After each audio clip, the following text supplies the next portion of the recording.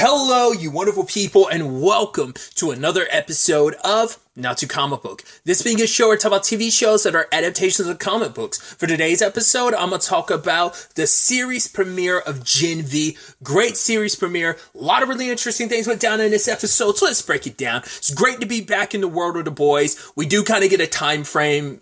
Turns out we're picking up in the aftermath of season 3's because I was curious what the time frame for this was going to go. So Starlight's already quit the 7. Apparently Homelander's suffering legal ramifications for the season finale, the end of season 3's finale. So that's kind of interesting. And his lawyer is saying like, oh, he stood his ground and stuff like that. They're talking a little bit about the attack on 7 Towers, about like obviously like Russia and everything. So, but that intro was so interesting where we got introduced to Marie and, it was a flashback to 8 years ago. And that A-Train situation is so poetic in so many regards because obviously today I ended up doing the, I did a episode 5 of Tales of the Walking Dead, which Jesse T. Usher, who plays A-Train, is in. So I had this whole conversation about, it's so interesting how so many people connected to the boys are connected to so many other things. So it's interesting. Like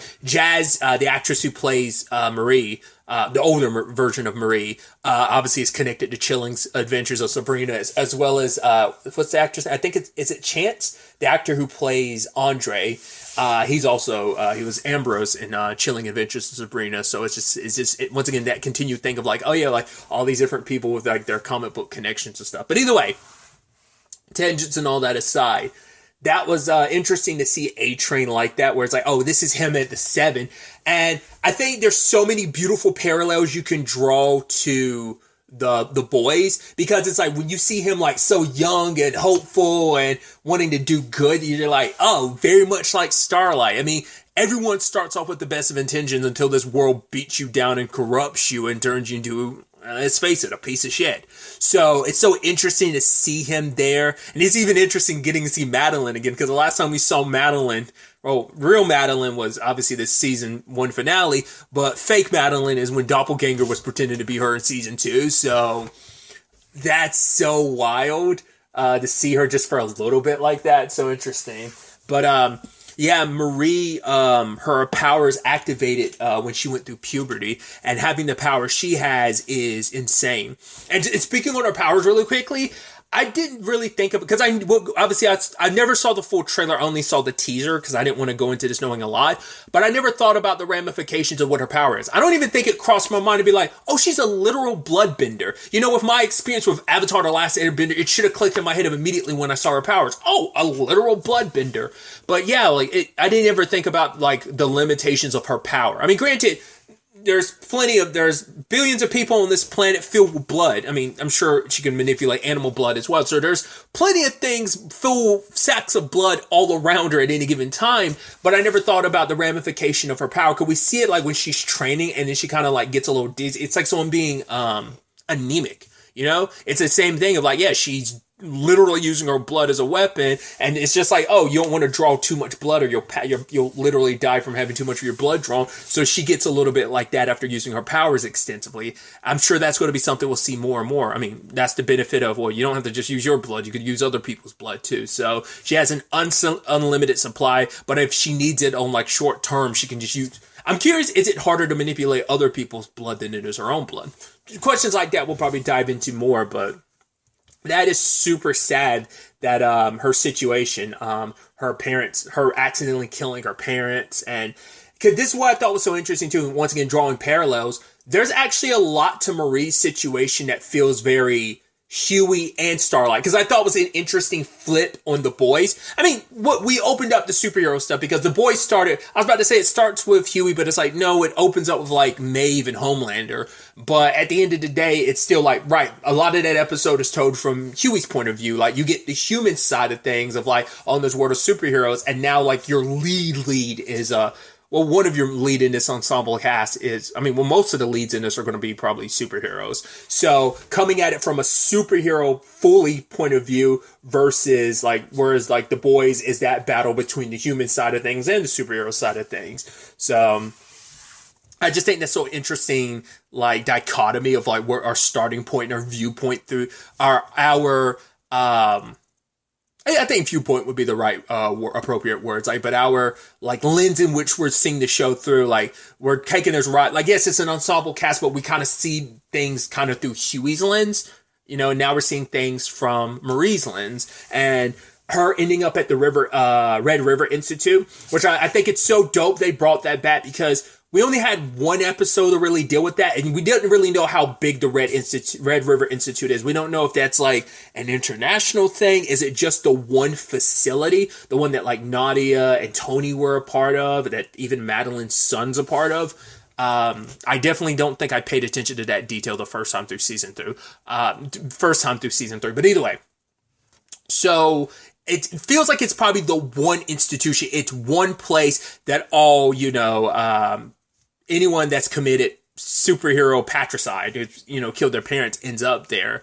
So we know, because we hear a little bit about it from Tony, and because Tony's like, yeah, what they did to us. So we never really got to spend much time there. So for them to bring that story element back and kind of give us a little window into that through Marie, I think it's kind of interesting, because for her, it's like, I'm turning 18, and it's essentially a foster care situation. So if you don't get adopted the moment you turn 18, you're legally not bound there anymore.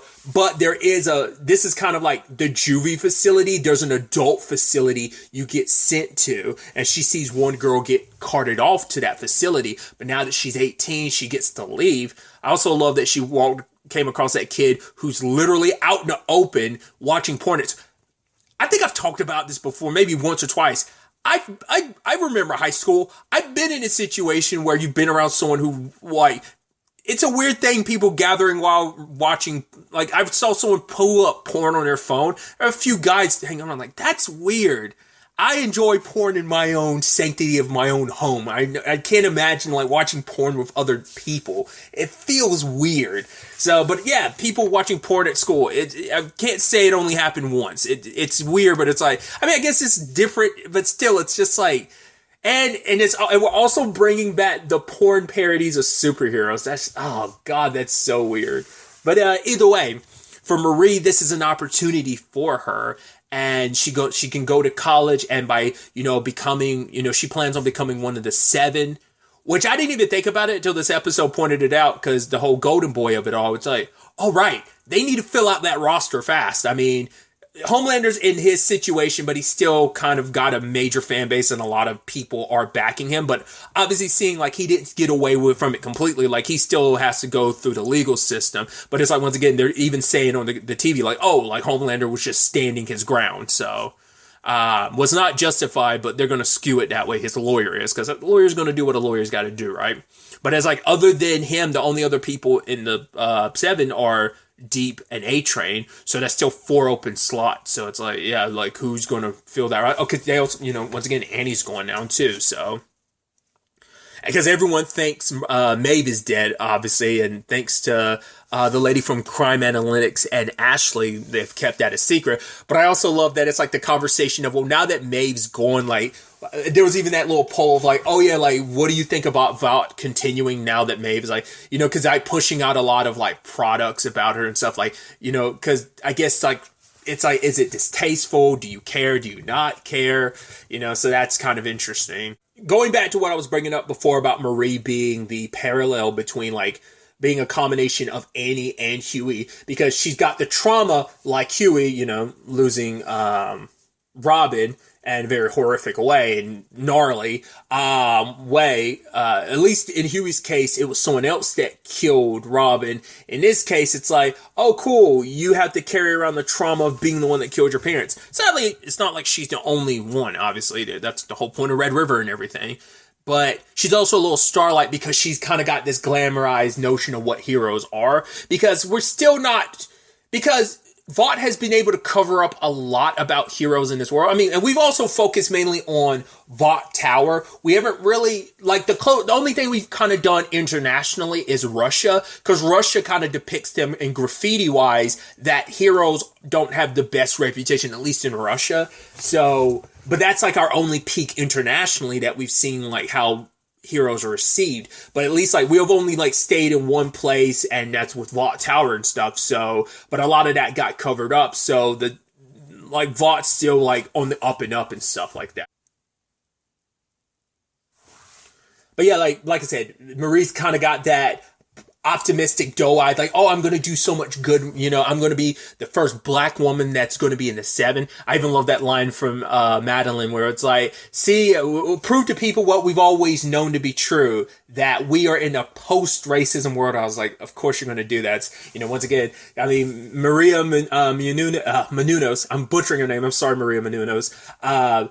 Like, you know, brought up the whole like conversation about like, oh, the 7's so white. Yeah, that was back in season 2. So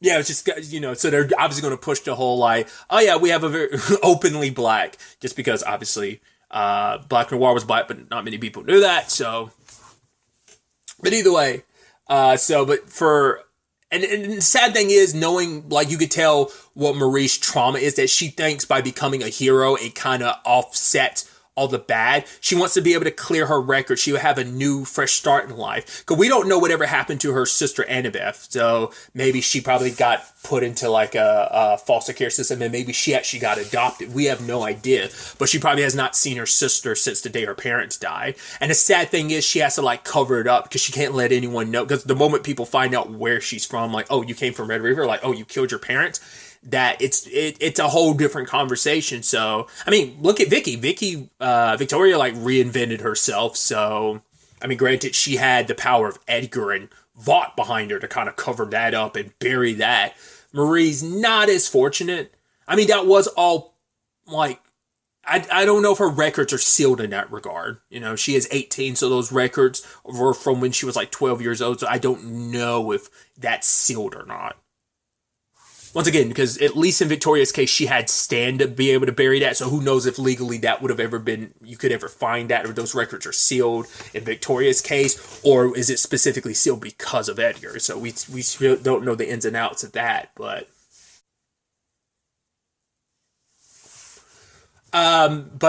Going to the school and everything, and meeting that guy, the invisible guy, which I'm like, hey, another translucent. And I even love one girl called him out, like, oh, you like, you know, telling people to go to this particular seminar, kind of like a consent seminar or something like that, while your dick is out. He's like, yes, my dick is out or whatever. I'm like, yeah, I'm very translucent light, aren't you? I looked it up. Obviously, you can't see him because he's invisible. The actor who plays him is the actor who played the bully in the It movie from 2017, the first one. I still haven't seen the second one yet. I need to rewatch the first one and watch the second one at some point in time. But yeah, I was like, because I kept looking like he looked so familiar when I saw his picture on the IMDb. But it's like, yeah, he's the bully from the first It movie from 2017. I thought that was so interesting. I love the college kind of break stuff down where it's like, depending on what classes you take, it shows what career path you're going. Like, oh, Lamplighter is like the whole crime fighting angle of things, R.I.P. And then like Crimson Countess. Yeah, they were talking about like some of our alumni were stars on Riverdale and Pretty Little Liars. I'm like, shut up, I love it. But I also love that like the main person who was in those videos, she's very much kind of got a Alistair from the church or the collective, got a little bit of that, a little Madeline, and a little bit of Ashley mixed in. It seems like so many people are going to be like amalgamations of, you can draw parallels to them being amalgamations of other characters. But sadly, Marie didn't end up in the class that she wanted to end up in. It was Professor Brink, who played by Clancy Brown, which I completely forgot he was going to be in this. I forgot. I was like, right, he was in the teaser, but I completely forgot. Another person that has that comic book connection. Because he was actually in... it was Daredevil. I was trying to remember early. I believe it was season 2 of Daredevil, because I knew his story was tied to Frank Castle's. So he was in Daredevil season 2, but he's also the voice of Lex in the animated Superman series from the 90s. I'm curious, like, has he done any other DC voices? That's the one I know for off the top of my head, but I'm sure he probably has. I mean, Clancy Brown is, like, obviously prolific in the voice acting world, too, and it's just, like, it's got such a great voice. But anyway, Marie wanted to join his class, but couldn't get in. I'm curious what that was all about because Jordan didn't let her in. It's like, oh, I'm the TA. I get to make that decision. But I'm like, why do you have all that authority? Because Professor Brink was just like totally fine with it too. Like, I guess he knew about her circumstances. Maybe it wasn't as much Jordan's decision as they made it out to be. Maybe it was more so a thing of, not really, it was Professor Brink's, but I'm trying to like protect you from the brutal nature of like, I mean, because it's a situation of, because she grew up in the Red River Institute, she never really had like a normal life, so she doesn't like have a following. Because I love the parallels of like, yeah, like that's supposed to be a thing of like, that's how you book jobs. And I mean, having that influence ability and a huge following I don't know how true it is, but they always say like, right, like when you're going in to be cast for something, they also check your following account because that matters, like how many butts and eyes, like how much of a online presence you have that could draw people into whatever project you're associated with, right?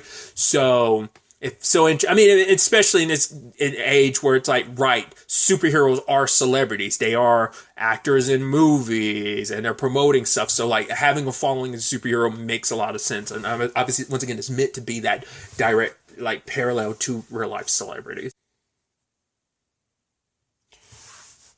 Because for her, this was supposed to be her opportunity. Like, she could have ended up, like, going down the more, like, performing arts route. Like I said, like, the Crimson Countess, like, stuff. But, I don't know if I said it before, but R.I.P. in that case as well. But,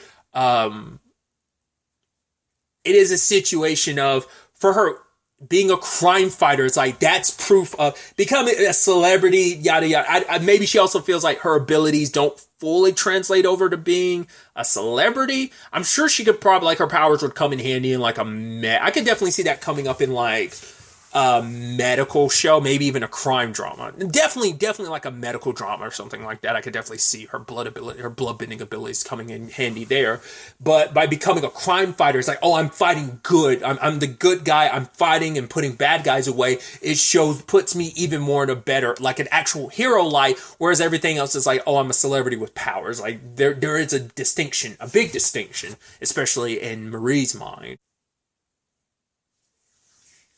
She gets introduced to her roommate, Emma, who was like, all right, so you're on that termite status situation, which, once again, and I think this is going to be so interesting too, as I brought up with like, okay, the drawback to Marie's abilities, we learned about Emma's circumstances. Like, first and foremost, the way she talks about Golden Boy, it's like, oh yeah, he's uncut because nothing can cut his skin or whatever. I was like, Jesus, Marie, she's just like, I'm like, dude, you're like super horny. Like, what the hell? I mean, it's like, you're a college student, I guess. It's like, I guess that's like the horniest you probably are in your life, like the hormones and everything. But I'm like, Jesus, you're ready to like pounce on anyone. I mean, her goal in life is to have like a three-way. So, and I love that she's like, yo, if you don't leave to go to that party, I'm a jerk it. And like, I'm super loud as fuck when I do it too. But yeah, Emma's circumstances, it seems like to shrink, she has to throw up. It's like, cause she was stripping off her clothes and stuff. I was like, what are you doing? She's putting her hair up. I'm like, if she's drinking something, like, what's that? Oh, I guess like she has to like throw up something to get smaller. I guess like the more she throws up, the smaller she gets. That whole sex scene, I was like, did we learn? It's like, dude, since season 3, they were like, oh, we now know what the hell we can get away with. I was like, bro, come on. Dude, this streaming service is fucking insane because, not only did we get, because I was like, because the moment he was like, okay, you get small, I was like, dude, like, I mean, to be fair, it's all covered up, so the general public probably doesn't know about the termite situation from the beginning of the season. I'm like, come on, dude, we just had the beginning of this season with a dick situation. I'm like, is that what she's about to do?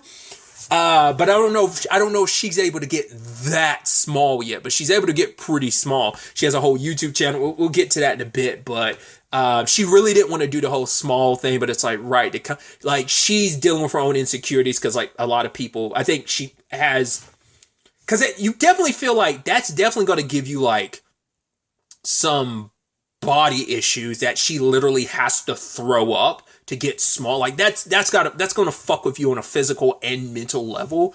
And it feels, and she's desperate to make people like her, especially, I mean, it's the internet, getting comments of like, you suck. Oh, that, hamster or whatever is cute, but you're not. It's just like, once again, it's the fucking internet doing what the internet's going to do what the internet's going to internet, right?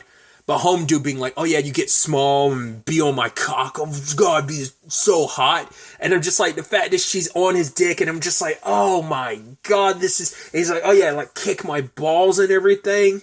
And he's like, oh yeah, it's the biggest you've ever seen. She's like, well, relative. He's like, yeah, just say it. She's like, yeah, dude, it's the biggest cock I've ever seen. It's just like, bro, that's wild.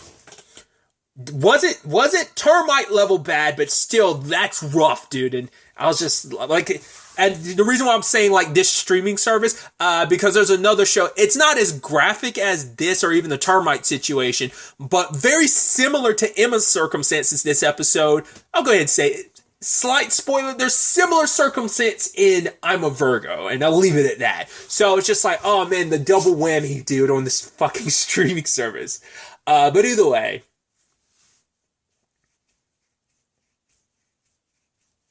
Because I thought it was interesting how Emma, like, obviously she records, she was like, oh, do you know Fun with Little Cricket or something is like the name of her channel, and the show she does, and when they were hanging around other freshmen, and one of the guys was like, oh yeah, aren't you from that show? Because one of the girls knew her to it, and she kind of got very, like, shy about it. I was like, you seem like you were, like, totally fine with it. I think it's that thing of, I get it. It's like, yeah, I have my little corner of the internet. And the moment someone mentions like, oh yeah, I checked that out. I was like, what? Why would you do that? Don't do that. That's weird. You know me. Don't fucking watch the stuff I put on the internet. That's fucking weird. I'm perfectly fine with strangers, but I don't think it's not fully equatable, but I think it is a situation of like now she's wondering like, oh, they've seen this stuff that I've done on the internet, and the fact that she gets trolled and so much negative feedback that maybe she's kind of associating anyone who knows about it. I think it's both. It's her abilities is a very literal thing because she feels very small.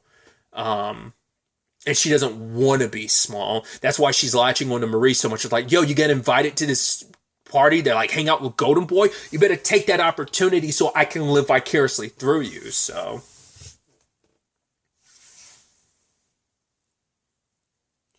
I also love that the girl that they were talking to, she was like, oh yeah, I got this show on this limited series on VOT Plus. It's like a meditation about grief told over the course of like 70 years of sitcoms. I'm like, shut the fuck up. I love it. I know what you're referencing there. I was like, I love that. Oh god. For any reason you don't know, it's the massively obvious nod to WandaVision. That was wild. I was like, you got very specific on purpose for that. I love that.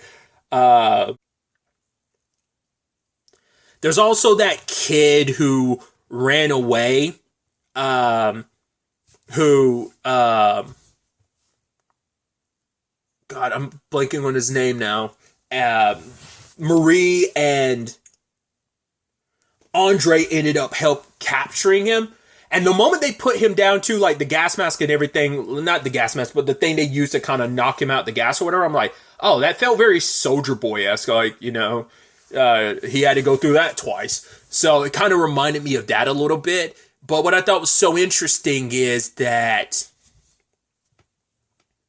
he mentioned like the woods and stuff. I'm like, what the hell is that all about? And then we see what it is. He's locked. And someone's like, okay, so we're doing once again another combination of there's that facility that Stormfront overlooked in season 2, the one that Lamplighter looked over, that he worked at. So it's a little bit of that, probably like a little bit of almost like what Vogelbaum and them were doing when they made Homelander. It's probably closer to God, what was it? It was something Grove. I can't remember the place's name from season 2. That medical facility, but it's like it's probably closer to that than it is the labs that led to Homelander's creation. But Golden Boy definitely has a connection too, because he keeps having these visions. At one point you see it where he's like seeing the woods, because it's known as the woods because outside of their doors there's a wall that's kind of painted like woods, and that's probably the only thing they see outside of their cells, and so that's why they're like, oh, like I'm not going to go back. Very, once again, a la Soldier Boy, exactly, being like, oh, I'm not going to go back. I mean, we don't know where the CIA, in particular, where Grace put Soldier Boy, because I think, spoilers, I think because I see him in the cast too, I saw Jensen in the cast, I think Soldier Boy is supposed to pop up in this. In what capacity, I have no idea, if it's just going to be like a flashback situation or what. Because this school's been around since like, the 60s or something like that, because Brink has trained different people. He trained Maeve and A-Train, which I love that they were both the first rank, and I love that who was 6, the Deep, which he also had some quote. I don't remember what it is off the top of my head. He had some kind of quote, which I was like, oh, that quote is meant to be ironic because he is the bastard that he is on so many levels, because whatever the line was, I was like, oh, it's funny that he's quoted as saying that, considering what he did to Starlight, being like the bastard that he is. So I wish I remember the quote directly off the top of my head, but I don't. But yeah, it's all about becoming like one of the top 10 students, because by becoming that, you'll eventually find your spot in the 7, which Golden Boy, it's like right there, they're getting him a suit, and he's on his way to, well, they're like spending a lot of money to make him a suit that can handle his powers, because he's on his like Johnny Storm shit, like burning body and all that.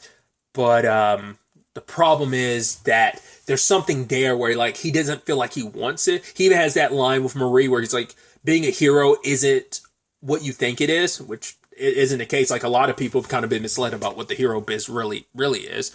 And so, because even Emma was like, right, like most heroes don't go down the superhero route. They'll become like celebrities and actors and stuff. Like the performance arts is like I think she was even saying like 90% of the superheroes end up in that. You don't go down the crime fighting route mostly. But it's like Golden Boy or Luke was trying to make the point that you kind of have to do it for yourself. You can't really make it so that you're doing for some other people. But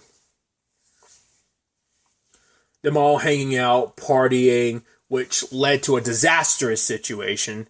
Not quite sure know what Andre's power is. At first I was like, is it telekinesis? But it seems like more than that. Almost feels like he has like, God, what's the word I'm looking for? Kind of transmutation abilities. It felt like some Full Metal Alchemist shit without, because like he was able to take that that coin and he was able to shift it into like a bird. So I'm like, I guess it's not even, maybe it's not telekinesis, but maybe it's like hey, I can alter the properties of something. Maybe that, like I said, maybe it's like a transmutation ability. But he accidentally nicks the neck of a person and a woman, and she was about to bleed to death if it wasn't for Marie. But the moment like all those cameras captured her, I was like, she's feeling good. Like, oh yeah, I didn't, my powers, I used them to kill my parents. All I've ever done is used them, on an offensive capacity. But now I'm like, oh, I'm able to save someone's life. That's what being a hero is all about. But like the moment she was captured on camera, I'm like, well, you have a curfew, so this is going to blow up in your face, because Andre, Jordan, and Kate and Luke all left, which Kate seems like she's kind of got like a push ability. Like she specifically has to touch you to kind of, it's in a I guess I call it pushing because of the movie Push, because that's what they call that specific ability. But it's a, God, what was the word I'm looking for? A compulsion ability, compelling you to do something. I also don't know what Jordan's ability is, other than like, I don't know if it's like a byproduct of their thing of like being able to shift like genders like that. I don't know if that's just because it seemed like during the fight at the end of the episode, they almost looked like they had some telekinetic, because there was like this very special effect. There's a specific effect that happened, and there was almost like telekinetic pushing coming with it. So I don't know if that's just a natural, maybe it's a situation of the compound V mixing. Maybe they had like a XXY chromosome situation going on. Like the V had to like mess with their like DNA. It's not an exact 1-to-1, but the moment I saw Jordan's circumstances, I'm like, Oh, it kind of reminds me of Carrie from Legion. Like I said, it's not a one-to-one, but it feels familiar, almost like the Carrie thing. Carrie was at least two different people. Jordan's circumstances, like, no, they're both Jordan. It's just like Jordan can shift their gender whenever they need to or want to. I am curious, are we going to find out that it is technically two different people that just kind of like flow into one? Like, could it be like an XXY chromosome situation, or could it be like could it be more like a twin thing? Like these were like fraternal twins that are just one person, and the V made it so that one twin survived. Like, is it a lot closer to the Carrie situation than I kind of give it credit for? That's what I'm curious about. I just assumed it wasn't going to be that, but now I'm sitting here talking about it. I feel like there could be some probably even deeper. It could be a lot closer to Carrie than I kind of initially thought.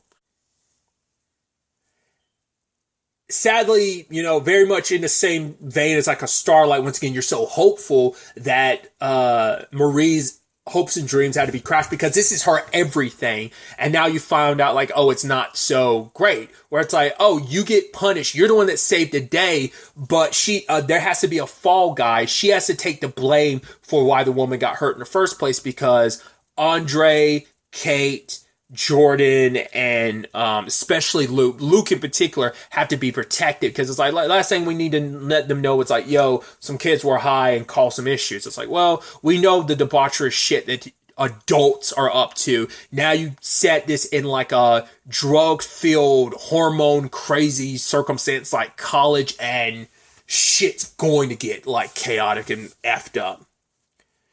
But it does seem like after everything,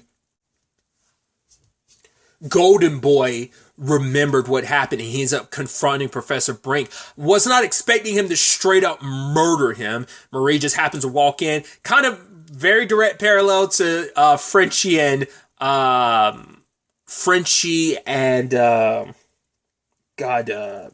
Termite.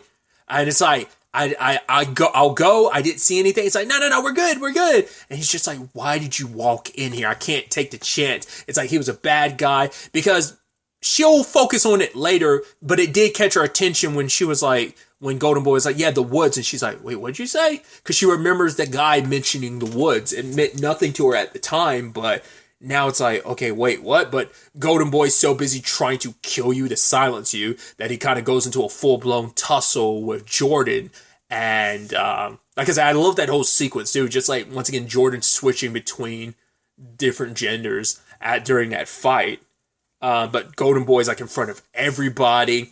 And it was only Andre that was able to calm him down. I'm sure if Kate was there, that's probably going to be something she beats herself up about. That's like, if she was there, she would have been able to compel him to calm down. But it's like, she wasn't there. So, and the moment, like, I was worried he was going to hurt Andre, and like I figured like Marie was going to step in, but he stops himself. And the moment he was touching Andre, I'm like, are you going to try and burn him? But he was like, I'm sorry, and whispers something in his ear. I was like, are you about to go full? And he flies into the sky. I was like, wow, you're going full, spoilers, Icarus, which I'm sure it feels like that's got to be a direct parallel. He's the golden sun. What did Icarus do? Flew too close to the sun. Both, in the Greek mythology, but also in Eternals. Once again, spoilers, he flew into the sun and killed himself. And Golden Boy literally flew into the sky, went nuclear, like went full, I guess supernova would probably be more appropriate to say, and then like exploded in the guts. And it's like, yep, people getting covered in guts. It wouldn't be the boys without it. First episode and everything. And hell, I was about to say, at least Huey got episode 2. It's like, well, no, he got covered in Robin. Wasn't as bad as the the translucent situation, but pretty bad, So this is more translucent light, not as bad. I mean, because like Robin, sadly, all of that landed on the street. A little bit of it landed on Huey. It wasn't as bad, but yeah. I wonder who else is going to... I mean, it's rough on Andre because literally his friend exploded on him and stuff. So it's interesting, too, because he has a thing for A-Train, and he's like, oh, yeah, like, me and Speedster's in a bedroom, so that's interesting. Which is like, well, you don't want to be in a bedroom with A-Train because, well, things didn't end up too well for Popclaw, so. Hell of a way, like, there's a lot kind of getting thrown at you. Like, I ended up talking about so much. I feel like rather than just all the meats and potatoes of the episode, I was just talking about so much. But I really appreciate that this episode did a lot to set up some lore that we got introduced to, like I said, that Red River stuff. It's like there's so much they continue to expand the lore of this world. And once again, we get a different level of it. We've gotten the big time celebrity side of things with the Seven. We've gotten the human side of the situation with the boys. Obviously even with Kimiko in the mix.